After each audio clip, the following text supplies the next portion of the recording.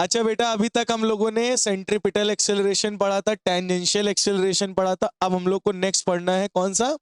Angular acceleration. ठीक है, तो नेक्स्ट हेडिंग है अल्फा। अल्फा क्या होता है बेटा? Angular acceleration. अच्छा, सबसे पहले मैं आपको अल्फा समझा देता हूं एग्जैक्टली होता क्या है। अल्फा कब आता है? एंगुलर एक्सेलरेशन कब होता है? जब एंगुलर वेलोसिटी चेंज हो रही हो।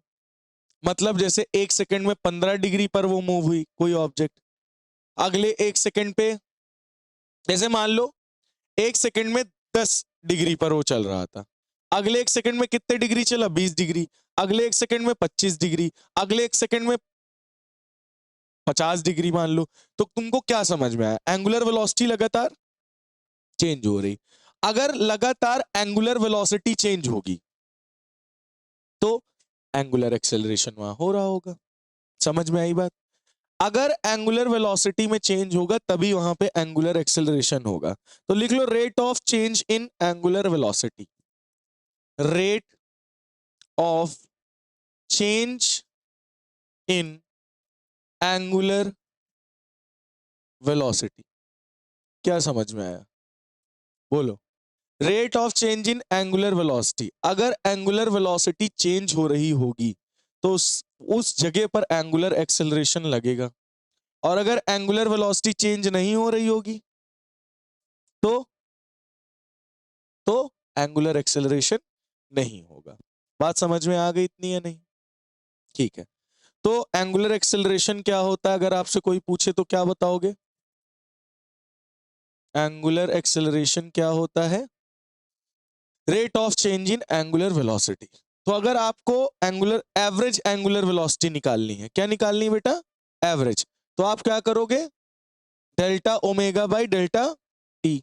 अगर मैं कहूं इंस्टेंटेनियस एंगुलर वेलोसिटी निकालनी है तो आप क्या करोगे? D omega by D T कर दोगे। बोलो, ये फॉर्मूले तो आपको आते ही होंगे, क्यों बेटा? अच्छा, इसकी यूनिट क्या होगी? ये क्वांटिटी कौन सी है? ये वेक्टर होता है। कौन सी क्वांटिटी होता है? वेक्टर। इसकी यूनिट क्या होगी बताओ? रेडियन पर सेकेंड स्क्वायर। क्यों? क्योंकि ओमेगा की क्या होती है? रेडियन पर सेकेंड, और नीचे टाइम और है एक और सेकेंड, तो सेकेंड सेकेंड मिलकर क्या हो जाएगा? Second square. तो क्या हो जाएगा बेटा? रेडियन पर सेकेंड स्क्वायर। क्लियर हो गया या नहीं? इतनी बात समझ में आई? कंफर्म? ठीक है, तो एंगुलर एक्सेलरेशन क्या होता है? अगर एंगुलर वेलोसिटी, क्या बोला बेटा मैंने? जैसे एक ये ऑब्जेक्ट यहां पे था, 1 सेकंड में 10 डिग्री घूमा, 10 रेडियन, फिर अगले 1 सेकंड में 20 घूम गया, अगले 1 सेकंड में 25 घूम गया, अगले 1 सेकंड में 35 घूम गया। तो तुमको क्या दिख रहा है कि एक एक सेकंड में बढ़ता चला जा रहा है एंगल, मतलब एंगुलर वेलोसिटी लगातार चेंज हो रही है, मतलब यहां पे एंगुलर एक्सेलरेशन हो रहा होगा। समझ में आई बात या नहीं आई? तो rate of change of angular velocity ही क्या कहलाती है? Angular acceleration. तो एवरेज एंगुलर एक्सेलरेशन का फॉर्मूला क्या होता है? Delta omega by delta T. Instantaneous क्या होता है? D omega by D T. कौन सी क्वांटिटी है? वेक्टर। यूनिट क्या होती है? रेडियन पर सेकेंड स्क्वायर। यहां तक बातें समझ में होपफुली आ गई होंगी। तो बेटा अगर आपको याद हो तो हमने एस और थीटा के बीच में क्या रिलेशन पढ़ा था? S is equal to R theta पढ़ा था। वी और ओमेगा में क्या रिलेशन पढ़ा था? V is equal to R omega. इसी तरीके से सेंट्रीपिटल एक्सेलरेशन होता है, टेंजेंशियल एक्सेलरेशन होता है, और ये अल्फा क्या होता है? Angular acceleration. तो अगर मैं इनका रिलेशन निकालू इन्हीं के एनालॉगी से, इन्हीं से मैच करके, तो एक्सेलरेशन इज इक्वल टू क्या लिखोगे? R alpha. यानी linear acceleration is equal to R angular acceleration. बोलो समझ में आई? लेकिन अब बात ये उठती है यहां पे, जो ये ए है वो ए क्या है? वो टेंजेंशियल एक्सेलरेशन है या सेंट्रीपिटल एक्सेलरेशन है? यहां पे जो ए है वो सेंट्रीपिटल एक्सेलरेशन है या टेंजेंशियल है? हमने तो ए लिखा है ना। A is equal to R alpha के रिलेशन में ए कौन सा एक्सेलरेशन है? टेंजेंशियल और सेंट्रीपिटल। तो बेटा यहां पे जो ए है वो टेंजेंशियल एक्सेलरेशन है, सेंट्रीपिटल एक्सेलरेशन नहीं है। अब इस चीज को मैं अभी आगे आपको समझाता हूं, पहले आप इतना नोट कर लीजिए। A is equal to R alpha में ए जो होता है वो टेंजेंशियल एक्सेलरेशन होता है, सेंट्रीपिटल नहीं। अब इसको मैं आगे बताता हूं। तो ओवरऑल हमारा फॉर्मूला क्या आ गया, A T is equal to R alpha. Note कर लीजिए पूरा, तो मैं आगे बताऊं। हाँ, अच्छा, अब कुछ बच्चों को ये चीज नहीं समझ में आई होगी कि जो हम लोगों ने टेंजेंशियल एक्सेलरेशन का फॉर्मूला आर अल्फा निकालना है, उसमें लीनियर एक्सेलरेशन टेंजेंशियल क्यों है, सेंट्रीपिटल हम क्यों नहीं ले रहे हैं। तो अब इस चीज को थोड़ा सा समझते हैं, ठीक है। ध्यान से समझिएगा, अगर वेलोसिटी जो है v, लीनियर वेलोसिटी, उसका मैग्नीट्यूड मान लो कांस्टेंट है, उसका मैग्नीट्यूड क्या है, कांस्टेंट। अगर बेटा लीनियर वेलोसिटी का मैग्नीट्यूड कांस्टेंट है, मैग्नीट्यूड चेंज नहीं हो रहा, तो आपको याद है ना टेंजेंशियल एक्सेलरेशन क्या होता था, change in magnitude of velocity, याद है, change in magnitude of velocity, ठीक है। अगर मैग्नीट्यूड में चेंज होता था तभी तो टेंजेंशियल एक्सेलरेशन आता था।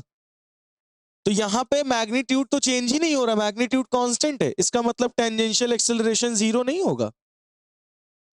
अगर वेलोसिटी का मैग्नीट्यूड नहीं चेंज हो रहा है, स्पीड कांस्टेंटली है, कांस्टेंट चल रही है, तो अगर मैग्नीट्यूड नहीं चेंज होगा तो मतलब टेंजेंशियल एक्सेलरेशन क्या होगा, जीरो। क्या होगा, अच्छा, सेंट्रीपिटल एक्सेलरेशन क्या होता था बताओ, AC is equal to V square by R, याद है। और यहां पे डायरेक्शन चेंज होने की वजह से होता था, वेलोसिटी की क्या चेंज होती थी, डायरेक्शन अगर चेंज हो रही मतलब सेंट्रीपिटल एक्सेलरेशन होना ही होना है। तो मतलब अगर कहीं पे तुम्हें सर्कुलर मोशन दिख रहा है कि कोई ऑब्जेक्ट कौन से पाथ पे मोशन कर रहा है, सर्कुलर पाथ पे मोशन कर रहा है, तो वहां पे कौन सेंट्रीपिटल एक्सेलरेशन तो होगा ही होगा, कंफर्म है, क्योंकि वेलोसिटी की डायरेक्शन लगातार क्या होगी। तो कहीं पे भी अगर सर्कुलर मोशन हो रहा है, इसका मतलब वेलोसिटी की डायरेक्शन तो चेंज होनी ही होनी है। अगर डायरेक्शन चेंज हो रही तो सेंट्रीपिटल एक्सेलरेशन तो होना ही होना है। बट टेंजेंशियल एक्सेलरेशन हो भी सकता है और नहीं भी हो सकता है, कोई जरूरी नहीं है। अब मैग्नीट्यूड कांस्टेंट हो गया तो टेंजेंशियल एक्सेलरेशन जीरो हो जाएगा, अगर मैग्नीट्यूड कांस्टेंट नहीं चेंज हो रहा है तो वहां टेंजेंशियल एक्सेलरेशन भी कुछ लगेगा। ये बात तो समझ में आ गई होगी, है ना। अच्छा, मान लो अगर तुम्हारा वेलोसिटी यानी उसका मैग्नीट्यूड कांस्टेंट है, तो v is equal to R omega पढ़ा है। अगर वेलोसिटी आपकी कांस्टेंट है, उसका मैग्नीट्यूड, ठीक है, और रेडियस तो कांस्टेंट होती ही होती है, रेडियस थोड़ी ना चेंज हो जाएगी, तो ओमेगा नहीं कांस्टेंट हो जाएगा फिर। अगर वेलोसिटी कांस्टेंट है और रेडियस कांस्टेंट है तो ओमेगा भी कांस्टेंट। अगर एंगुलर वेलोसिटी ही नहीं चेंज हो रही है तो एंगुलर एक्सेलरेशन भी क्या हो जाएगा, नहीं समझ में आया। अगर वेलोसिटी कांस्टेंट, अगर वेलोसिटी कांस्टेंट, रेडियस भी कांस्टेंट, तो एंगुलर वेलोसिटी भी कांस्टेंट। अगर एंगुलर वेलोसिटी चेंज ही नहीं हो रही, क्योंकि एंगुलर एक्सेलरेशन क्या था, the rate of change in angular velocity, और एंगुलर वेलोसिटी कांस्टेंट है। अगर एंगुलर वेलोसिटी कांस्टेंट है तो इसका मतलब एंगुलर एक्सेलरेशन भी जीरो होगा, और अगर वेलोसिटी कांस्टेंट है मतलब लीनियर एक्सेलरेशन भी जीरो होगा। तो यहां कौन सा एक्सेलरेशन जीरो होगा, टेंजेंशियल। तो अगर टेंजेंशियल एक्सेलरेशन जीरो है तो मतलब उस सर्कुलर मोशन में एंगुलर एक्सेलरेशन भी जीरो होगा।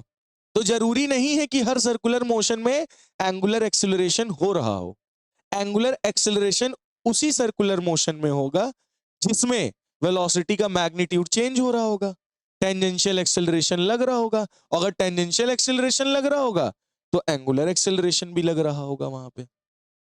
समझ में आई बात। फिर से एक बार मैं ओवरऑल बताता हूं आपको। अगर v का मैग्नीट्यूड कांस्टेंट है, v का मैग्नीट्यूड कांस्टेंट है, तो क्या होगा, टेंजेंशियल एक्सेलरेशन जीरो होगा। इतनी बात समझ में आई। अच्छा, अगर v का मैग्नीट्यूड कांस्टेंट है तो r भी कांस्टेंट है, v is equal to R omega में, और ओमेगा भी क्या हो जाएगा, कांस्टेंट। अगर ओमेगा का मैग्नीट्यूड यानी एंगुलर वेलोसिटी चेंज नहीं होगी तो एंगुलर एक्सेलरेशन क्या कहलाएगा, जीरो। और v भी कांस्टेंट होगा तो टेंजेंशियल एक्सेलरेशन भी क्या कहलाएगा, जीरो। तो कोई भी सर्कुलर मोशन हो रहा है तो जरूरी नहीं है कि उसमें एंगुलर एक्सेलरेशन हो रहा हो। समझ में आई अब बात? मतलब कौन सा एक्सेलरेशन होगा ही होगा, सेंट्रीपिटल एक्सेलरेशन उसमें होगा ही होगा, बट टेंजेंशियल एक्सेलरेशन की कोई गारंटी नहीं है।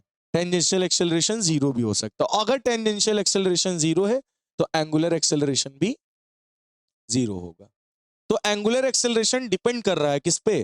टेंजेंशियल एक्सेलरेशन पे, ओमेगा पे। ओमेगा कांस्टेंट तो एंगुलर एक्सेलरेशन जीरो। तो कोई जरूरी नहीं कोई सर्कुलर मोशन हो रहा। अब तुम खुद ही जान लो, वेलोसिटी कांस्टेंट है, एंगुलर वेलोसिटी में कोई चेंज नहीं हो रहा है, मतलब उस सर्कुलर मोशन में बॉडी एंगुलर एक्सेलरेट नहीं कर रही है। जैसे कोई बॉडी है 20 की रफ्तार से चल रही लगातार, अगर वो 20 की रफ्तार से ही लगातार घूम रही है तो उसका tangential acceleration zero, angular acceleration zero. लेकिन सेंट्रीपिटल एक्सेलरेशन जीरो नहीं होगा, वो लगेगा। समझ में आई बात? इसलिए हम लोग AT इज इक्वल टू क्या लिखते हैं? आर अल्फा, क्योंकि AT और अल्फा का रिलेशन है। अल्फा जीरो हो सकता है और टेंजेंशियल भी उस समय जीरो होगा, लेकिन उस समय सेंट्रीपिटल थोड़ी ना जीरो हो जाएगा। सेंट्रीपिटल तो हमेशा लगेगा कोई भी सर्कुलर मोशन हो रहा हो, ये जीरो कभी नहीं होगा। इसलिए हम लोग यहाँ सेंट्रीपिटल नहीं टेंजेंशियल लिखते हैं। क्यों? क्योंकि टेंजेंशियल जीरो हो सकता है, और टेंजेंशियल तभी जीरो होता है जब अल्फा भी जीरो होता है। नहीं, ये tangential acceleration is equal to R alpha है। अब समझ में आया एंगुलर एक्सेलरेशन? क्लियर हो गया? इसको भी नोट कर लीजिए आप लोग। अब बेटा देखो, अब ये फॉर्मूला आपके दिमाग में आ रहा होगा कि ये आया कैसे। तो चलो हम इसको प्रूव करके दिखाते हैं। यार टेंजेंशियल एक्सेलरेशन ही होता है, और इसके द्वारा ये फॉर्मूला भी हम आपको प्रूव करके दिखाएंगे। चलो देखो, अरे सिंपल बताओ, टेंजेंशियल एक्सेलरेशन क्या होता है? D V magnitude by D T, याद है? यही तो होता था, मैग्नीट्यूड। वी की वेलोसिटी का मैग्नीट्यूड चेंज होना चाहिए तभी टेंजेंशियल एक्सेलरेशन होता है। और सेंट्रीपिटल एक्सेलरेशन मैंने बताया था डीवी बाई डी टी, ये ऐसे पूरा उसमें लगाते थे, याद है मॉड? तो ये किसका फॉर्मूला है? टेंजेंशियल एक्सेलरेशन का, D mod we upon D T. अच्छा सभी बच्चे बताओ, डी वी की वैल्यू क्या थी? R omega upon D T. R क्या है? आर क्या है? कांस्टेंट है, बाहर निकाल लो। अंदर क्या बचा?